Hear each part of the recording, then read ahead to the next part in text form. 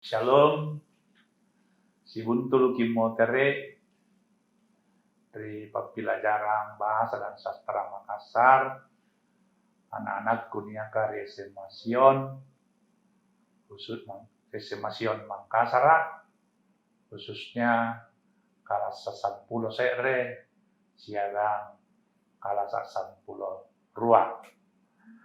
Nah, minggu rioloa atau minggu yang lalu lebak mini carita atau sudah dibahas satu pokok yang masuk dalam sastra Makassar, yaitu Paruntukana.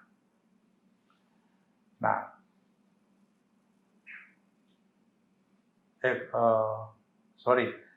bukan Paruntukana, soal sastra doangan, ya, doa. Nah, hari ini kita akan membahas satu topik, yaitu Paruntukana. Nah, Paruntukana dalam sastra Makassar dapat disamakan dengan bidal atau peribahasa, ya, jadi atau pepatah atau perumpamaan dan ungkapan, yaitu kalimat-kalimat yang mengandung kiasan, sindiran atau perbandingan. Nah, ini merupakan alat yang utama untuk melahirkan pikiran dan perasaan dengan singkat dan jitu, serta mengandung isi yang padat. Nah, anak-anakku yang Resemasion, Paruntukana ini memang pada zaman yang lampau seringkali dipakai untuk mengungkapkan sesuatu secara tidak langsung, ya. Jadi kalau dia mengungkapkan sesuatu itu biasanya tidak to the point. Itu melalui ungkapan-ungkapan, baik itu pujian, baik itu sindiran, kritik, nah, kepada orang lain. Nah, dari sini kita bisa melihat bagaimana etika orang-orang dulu dalam bertutur, dalam memberi nasihat, dalam memberi kritikan, ya. Jadi dia tidak secara langsung, tetapi melalui ungkapan-ungkapan. Nah, sehingga dengan demikian orang yang dikritik itu juga tidak merasa tersakiti, orang yang dipuji juga tidak merasa besar kepala. Nah, contoh Paruntukana yang pertama bisa kita lihat yang berkata demikian. Singkam mamiom tuk guru anakna, ya. Artinya seperti kucing yang jatuh anaknya, ya. Singkam mamiom tuk guru anakna. Artinya seperti kucing yang jatuh anaknya. Nah, maksud dari Paruntukana ini, seseorang yang bekerja sembrono tidak memperhatikan baik buruknya yang ia kerjakan. Ya, jadi ini mengkritik orang yang kerjanya itu sembrono atau tidak safety, ya, tidak aman dalam bekerja, ya, tidak memperhatikan baik buruknya yang dia kerjakan, asal kerja saja, ya.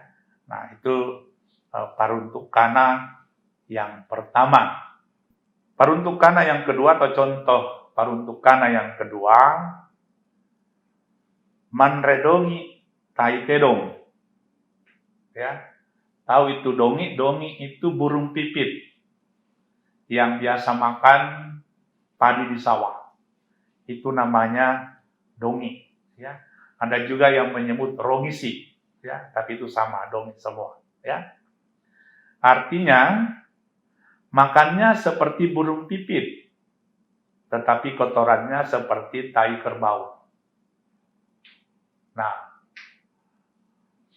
maksud dari paruntuk kana ini adalah lebih besar pasak daripada tiang. Nah, ini juga ada dalam sastra Indonesia. Ya. Jadi orang yang pengeluarannya lebih banyak daripada pemasukannya. Ya, orang yang tidak menghitung pendapatannya, hanya tahu membelanjakan. Nah, sehingga yang terjadi gaji lebih kecil atau pendapatan lebih kecil daripada belanja. Nah, karena itu disebut seperti kucing yang jatuh anaknya. Ya, bukan, seperti manredongi tai tedong, ya. Manredongi tai tedong, ya. Jadi makannya seperti burung pipit, tetapi kotorannya seperti tai kerbau. Atau dengan kata lain, maksudnya adalah besar pasak daripada tiang. Ya. Nah, yang berikut adalah kapala rupa. Kapala rupa, kalau kapala itu tebal, kalau rupa itu wajah atau muka. Nah, maksudnya orang yang tidak punya malu, ya, tebal muka, ya, jadi tebal muka yang artinya orang yang tidak punya malu, ya, jadi orang melakukan hal-hal yang salah, tapi itu sudah dianggap sesuatu yang biasa. Nah, sehingga dia disebut orang yang tebal muka, orang yang tidak punya malu. Ya. Kapalat rupa artinya muka tebal atau tebal muka. Maksudnya orang yang tidak punya malu. Ya. Kemudian yang berikut kontui pak na palu-palu. Nah, pak itu bukan bapak, ya. Pak itu artinya pahat, ya. Kalau palu-palu ya sama bahasa Indonesianya palu-palu, ya. Kontu itu seperti, ya. Jadi artinya seperti pahat dengan palu, ya. Nah, maksudnya ini biasa dikenakan kepada obat yang sangat mujarab bila dikenakan kepada orang sakit, ya. Jadi misalnya orang yang begitu minum obat dalam jangka waktu yang tidak lama, nah orang itu langsung sembuh. Maka itu obat itu diibaratkan kontuipa na palu-palu. Ya, jadi dia begitu cocok, ya, ketika ia dikonsumsi.